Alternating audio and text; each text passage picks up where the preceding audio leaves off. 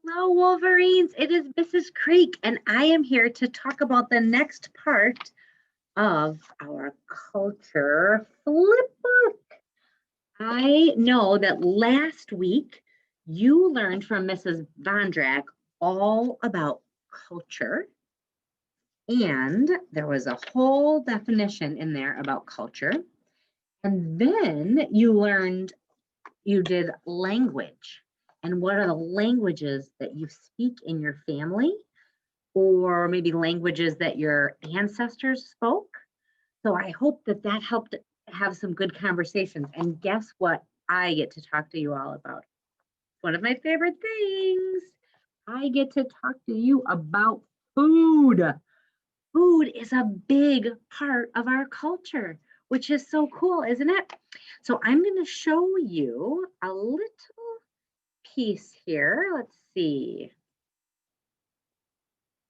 All right. Can you see this? I'm hoping that you are seeing my slide here. It says culture is food. What is your favorite thing to eat? Who makes it for you? How often do you eat it? Lots of people cook food using recipes that they've passed on for years and years through their families. This sharing of dishes is a cultural experience. So think about that. What is your favorite thing to eat and who makes it for you? Is that something that maybe you've eaten in your family for a long time, or is that a new thing to your family? And there's two little discussion questions here. Are foods that you are not used to seeing weird? How would you feel if someone said that your favorite food was weird and gross? I think those are great things to talk about when you're having dinner. So one thing I know is that when we're in families, we tend to eat the same kinds of things over and over again. And when you look at different cultures, it's all different kinds of foods and different things to eat.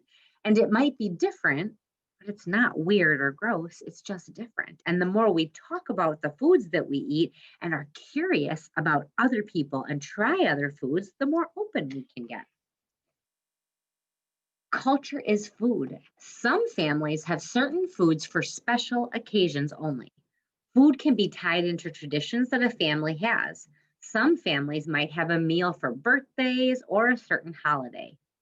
A person with cultural intelligence would be respectful of this. So Mrs. Vondrak talked about that, cultural intelligence, and that piece of being open and curious about other people's cultures, which is so cool. So think about what are some of the, we're going to be having some holidays coming up that are typical holidays that are centered around food. And I'm curious, what are some of the food traditions that you have around those holidays? Now, a discussion question is if you were invited to a friend's house for a party and you knew about a food that their family enjoyed for special occasions, what could you do? Is there a way you could maybe learn how to make it and bring it? I think one thing is I always say to try something new, even if it's something I think I've never heard of that before. That doesn't sound like something I'd like. I always try to try new foods because you never know what you're going to like. The foods people eat are part of their culture, but so are the foods people don't eat. In some cultures, people don't eat certain types of meat, or they might not eat meat at all. Some of these choices are because of their religion. Here's a discussion question for the dinner table. If you were having a friend from a different culture for dinner, what questions might you need to ask them?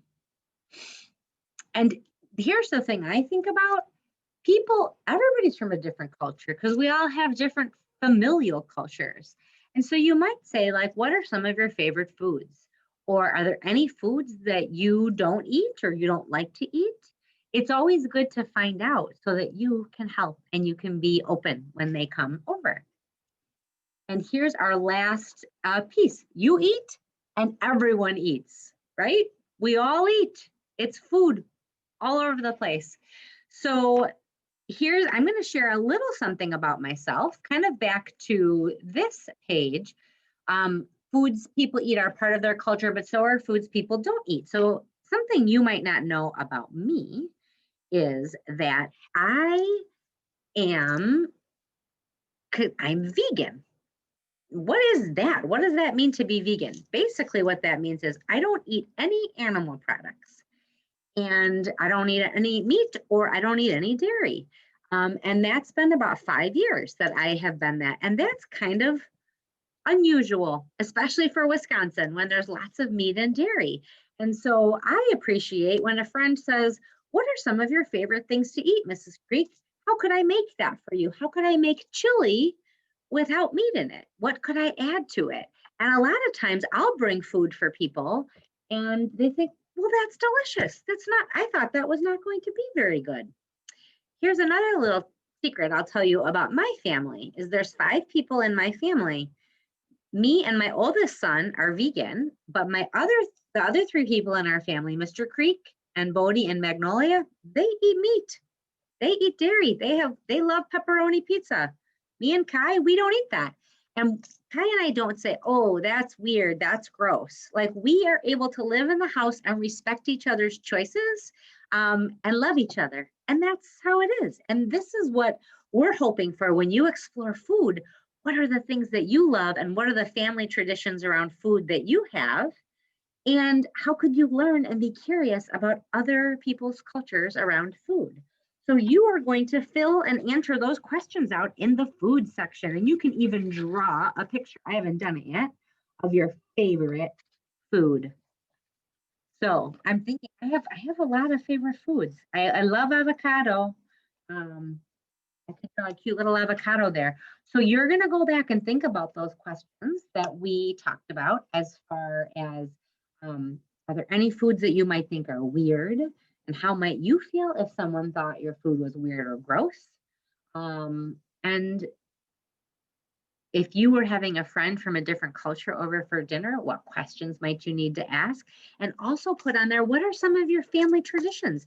Another one is we are, well, Polish. There's a lot of Polish in my heritage.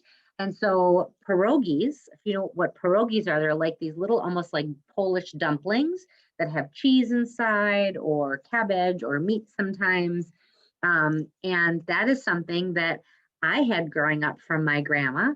And Mr. Creek's parents made them a lot. And so that's something that we have when we think about our family's culture, and heritage around being Polish. So I hope you have fun with that. And I can't wait to hear all about the amazing foods. And I'm definitely, I love to hear about all the delicious things you all are eating. All right, take care.